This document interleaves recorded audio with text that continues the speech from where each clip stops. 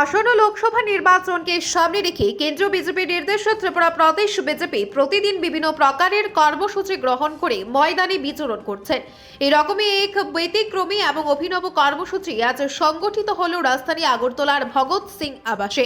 এই কর্মশালায় মূলত রাজ্যের বিভিন্ন প্রান্তের যে সমস্ত সহ সহায়ক দলগুলো মহিলাদের দ্বারা পরিচালিত হচ্ছে এবং মহিলাদের দ্বারা পরিচালিত সামাজিক সংগঠন যেগুলো রয়েছে সেগুলোর মধ্য দিয়ে এই সময়ের মধ্যে দেশের সরকার কর্তৃক গৃহীত বিভিন্ন প্রকারের ইতিবাচক বিষয়ে যেগুলো মহিলা সশক্তিকরণের সাথে যুক্ত সেগুলোকে প্রচার করার কৌশল গ্রহণ করা হচ্ছে বলে জানা গেছে। গোটা বিষয় নিয়ে নিজের অভিমত ব্যক্ত করতে গিয়ে প্রদেশ বিজেপি সভাপতি রাজীব ভট্টাচার্য দাবি করেছেন, এই সময়ের মধ্যে দেশের প্রধানমন্ত্রী নরেন্দ্র মোদীর বিভিন্ন প্রকারের কৌশল বা পরিকল্পনার মধ্য দিয়ে দেশের মহিলাদের স্বস্তি করার জন্য নানাবিধ প্রয়োগ জারি রেখেছেন। এই বিশেষ বার্তাকে ছড়িয়ে দেওয়ার জন্য এবং প্রকারান্তরে এর মধ্য দিয়ে আগামী লোকসভা নির্বাচনে ত্রিপুরার দুটি আসনেই ভারতীয় জনতা পার্টির বিজয়কে সুনিশ্চিত করার লক্ষ্য নিয়ে আজকের এই কর্মশালার মত আগামী দিনে জেলা স্তর এবং মণ্ডল স্তরেও একই রকমের কর্মসূচি সম্পন্ন করা হবে বলে রাজীব ভট্টাচার্যের দাবি।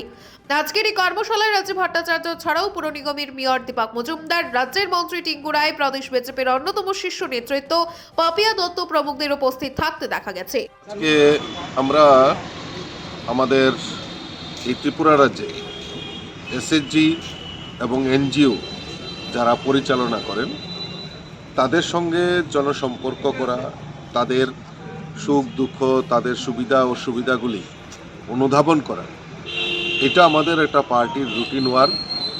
তো তারই অঙ্গ হিসাবে আমাদের কেন্দ্রীয় যোজনা, আমাদের রাষ্ট্রীয় সভাপতি আদরণীয় জেপি নাড্ডাজি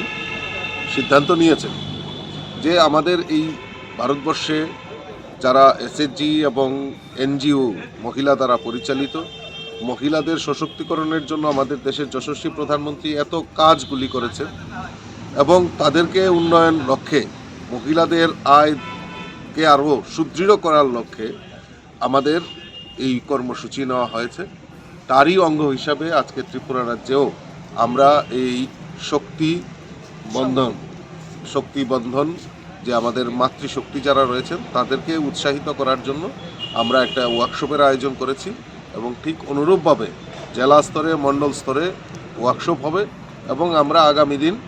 এই 2024 লোকসভা নির্বাচনে আমরা চাই দেশের যশস্বী প্রধানমন্ত্রীকে আবারও দেশের প্রধানমন্ত্রী হিসাবে দেখতে চাই।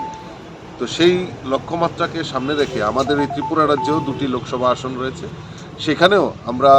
আমাদের মোদিজির হাতকে এই দুটি আসনে বিজয়ী করে মোদিজির হাতকে শক্তিশালী করার লক্ষ্যে আমাদের মাতৃশক্তিদেরকে সংগঠিত করা এবং তাদেরকে নিয়ে যে লোকসভা নির্বাচনের যে কর্মসূচি সেখানে ঝাঁপিয়ে পড়া, এই লক্ষ্যমাত্রা রেখে আজকের এই কর্মসূচির আয়োজন করা হয়েছে।